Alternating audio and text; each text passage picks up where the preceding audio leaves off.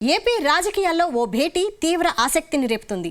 నిన్న మొన్నటి వరకు ఆ ఇద్దరి మధ్య పూడ్చలేని గ్యాప్ ఉందని అంతటా ప్రచారం జరిగింది. అయితే ఉన్నట్లుండి ఆ ఇద్దరు భేటీ అవుతున్నారనే ప్రచారం ఇటు రాజకీయాల్లో అటు సినీ పరిశ్రమలో హాట్ టాపిక్గా మారింది. ఇంతకీ ఆ ఇద్దరు కలవాలని అనుకుంటున్నారా లేదా కేవలం ప్రచారం మాత్రమేనా? ఒకవేళ ఆ భేటీ జరిగితే అది వ్యక్తిగతమా లేక ఏదైనా రాజకీయం దాగి ఉందా? ఇంతకీ ఎవరా ఇద్దరు? వారు కలుస్తారని ప్రచారం ఎందుకు జరుగుతోంది?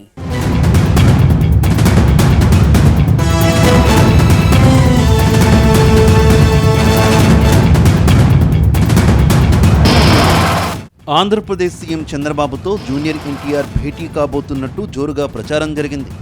తెలుగు రాష్ట్రాల్లో వరదలు సంభవించిన నేపథ్యంలో రెండు రాష్ట్రాలకు చెరో 50 లక్షల రూపాయల చొప్పున జూనియర్ ఎన్టీఆర్ విరాళం ప్రకటించారు. టాలీవుడ్ నుంచి ముందుగా స్పందించి విరాళం అందించిన కథానాయకుడిగా తారక్ నిలిచారు. తాజాగా ప్రకటించిన 50 లక్షల చెక్కును స్వయంగా సీఎం చంద్రబాబును కలిసి ఎన్టీఆర్ఏ స్వయంగా అందజేయబోతున్నట్టు వార్తలు గుప్పమన్నాయి. తీరా చంద్రబాబుతో ఎన్టీఆర్ భేటీ కేవలం ప్రచారం మాత్రమేనని తేలిపోయింది.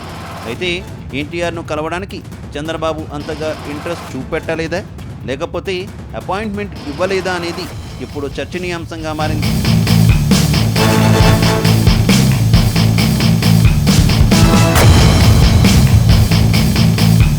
తాజాగా సీఎం చంద్రబాబు టాలీవుడ్ హీరోలకు అపాయింట్మెంట్ ఇచ్చారు.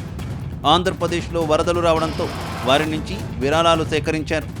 బాలకృష్ణ కొందరు హీరోలను తీసుకువెళ్లి చంద్రబాబుకు స్వయంగా చెక్కులు అందజేశారు. చెక్కులు అందజేసిన వారిలో సిద్ధు జొన్నలగడ్డ, విశ్వక్సేన్, సాయి ధరమ్ తేజ్ ఉన్నారు. అలాంటిది ఎన్టీఆర్కు ఇవ్వకుండా ఉండరనే టాక్ వినిపిస్తోంది. అయితే వరదలపై చంద్రబాబు వరుస సమీక్షల నేపథ్యంలో బిజీగా ఉండి అపాయింట్మెంట్ ఇవ్వలేదా అనేది కూడా ఓ పాయింట్.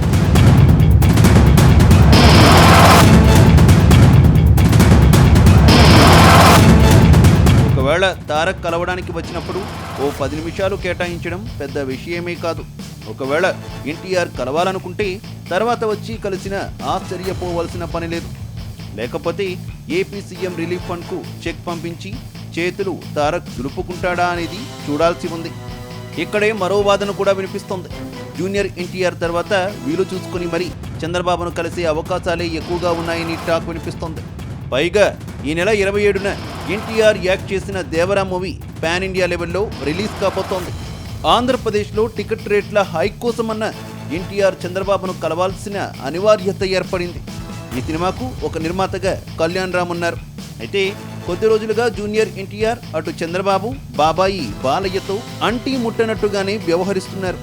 రీసెంట్గా ఎన్నికల్లో కూటమి విజయం తర్వాత అందరూ స్పందించిన తర్వాత తారక్ చంద్రబాబు గెలుపుపై స్పందించారు.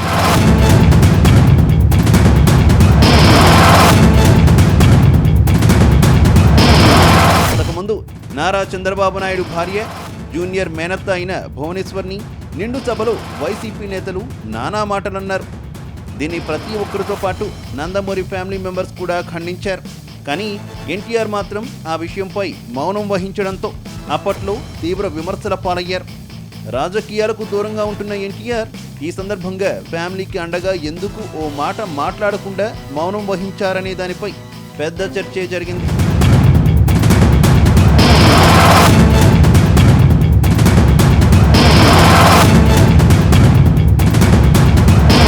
మరోవైపు ఎన్టీఆర్ హెల్త్ యూనివర్సిటీ పేరు మార్పు, దాన్ని వైఎస్ఆర్ హెల్త్ యూనివర్సిటీగా మార్చడంపై కూడా అప్పట్లో ఎన్టీఆర్ చేసిన కామెంట్స్ కూడా వివాదాస్పదమయ్యాయి.